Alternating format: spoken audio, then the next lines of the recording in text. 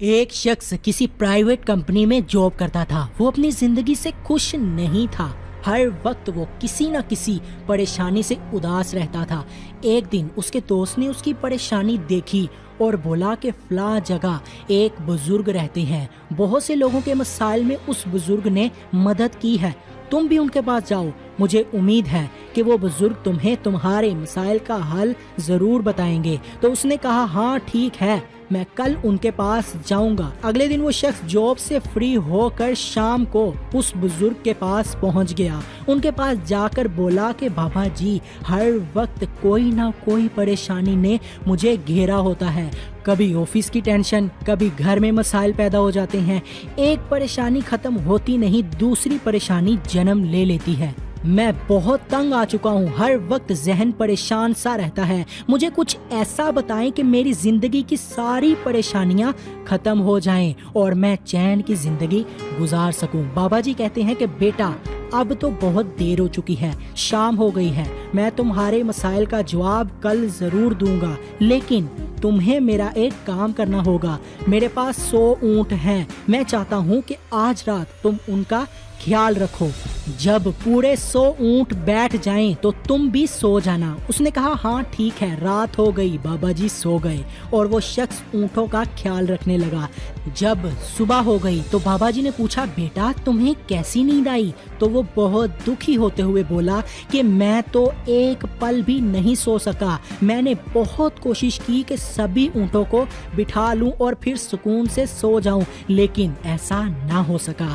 ادھر ایک اونٹ کو بٹھا رہا ہوں اور دوسری طرف پھر کوئی نہ کوئی کھڑا ہو جاتا، ساری رات ایسا ہی ہوتا رہا، کوئی نہ کوئی اونٹ کھڑا ہو جاتا تھا اور اسی طرح ساری رات گزر گئی، میں سکون سے نہ سو سکا۔ بابا جی کہنے لگے کہ بیٹا، جس طرح تم ایک طرف اونٹ کو بٹھاتے اور دوسری طرف کوئی نہ کوئی کھڑا ہو جاتا تھا، بالکل اسی طرح ہی ہماری زندگی کے مسائل ہیں۔ اسی طرح تم ایک مسائل سے نکلو گے تو کوئی دوسرا مسئلہ کھڑا ہو جائے گا۔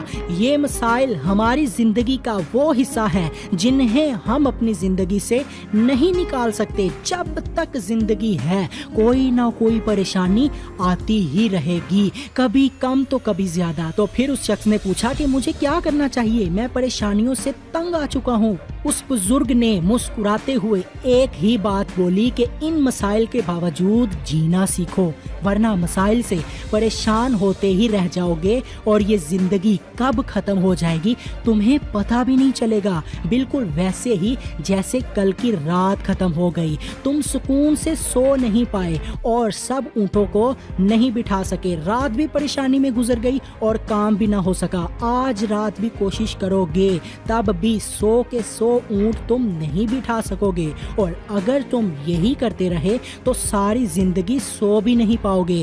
تو پھر یہ شخص بابا جی کی بات کو بالکل اچھے سے سمجھ گیا، اس کے ذہن کو تھوڑا سکون ملا، وہ سمجھ گیا کہ پریشانیاں زندگی کا حصہ ہیں، ان کی وجہ سے اپنا ذہن خراب نہیں کرنا، اداس نہیں ہونا، ان کے باوجود بھی چین سے رہنا ہے۔